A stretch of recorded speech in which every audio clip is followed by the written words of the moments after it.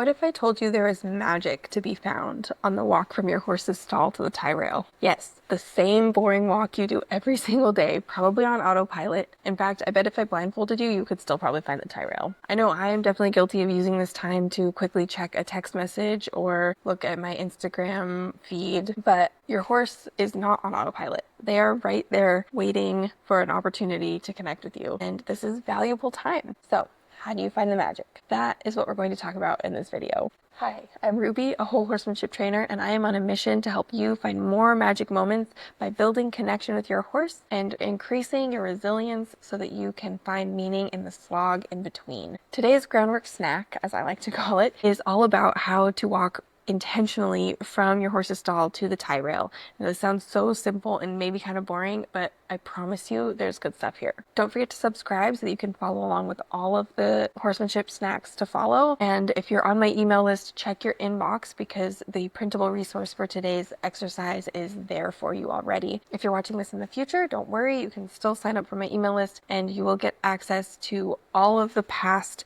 resources, and the info for that is linked in the description below. Okay, so here's the thing. From the moment we enter our horse's stall until the moment we take their halter off at the very end of our ride, our horses are completely present and they are there waiting to connect with us. However, we often kind of turn off and go on autopilot because we know the plan and we know what's coming next. They don't. They're completely at our mercy, following our lead at all times. And this is where we're missing this opportunity to find some extra connection and bond with our horse and maybe even find some magic right there in the walk. So on your next walk to the tie rail, there are 3 things I want you to do. These are your snacks for the weekend. They don't take any extra time, but they'll give you a chance to build a better relationship with your horse and make some more deposits into your relationship bank account. Watch this video, this one, for more information about that relationship bank account if you're not sure what I'm talking about. And also, feel free to check out this video. This is an old one, but it's still really useful information about how to catch and lead your horse properly, because I can almost guarantee you you're doing it wrong. So the first thing I want you to do next time you walk your horse to the tie rail is to try to notice something new.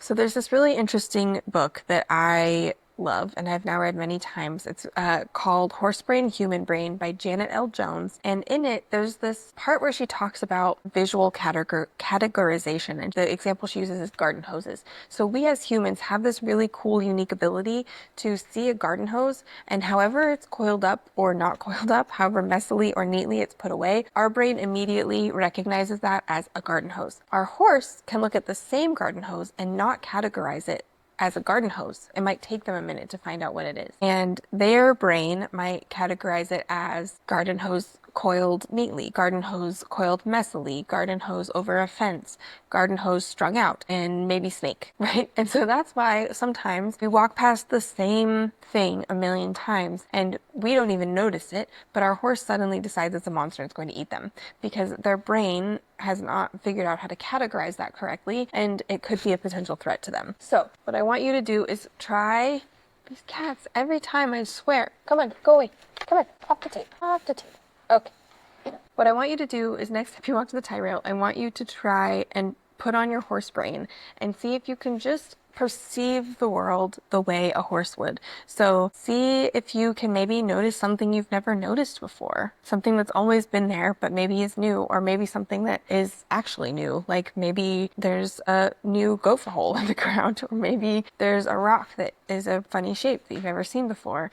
Just try to take a minute and like really dig into the details and see what you can notice that you haven't seen before. And this is going to do a couple things. One, it's going to give you some empathy for your horse and their perception of the world, but secondly, it's also going to immediately pull you into the present moment, because you can't be looking for something that you've never seen before and also like thinking about dinner or the date you had last Saturday. You're going to be right here with your horse in that moment. The second thing I want you to try is to take a different route. So even if it's a little bit longer, or even if it feels kind of inconvenient or silly to go this way, see if you can find a different way to walk to the tie rail. Because so often when we just go on autopilot like we do, it's so easy for our brains to check out. And while our horses are still more connected to us than we are, they're also maybe not thinking about the route or the walk. And so changing it up and just taking a different way to the tie rail is going to help you and your horse to really have to be together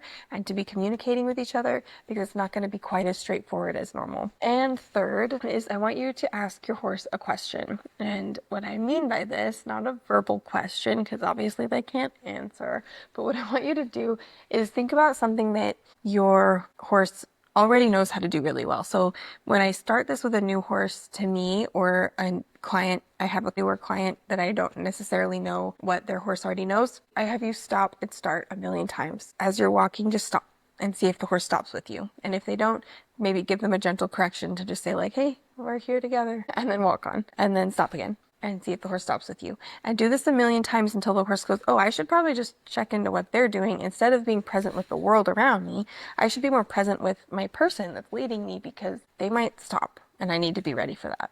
And it's also going to help you to start to tune into your horse, because you're going to be thinking about, is my horse with me?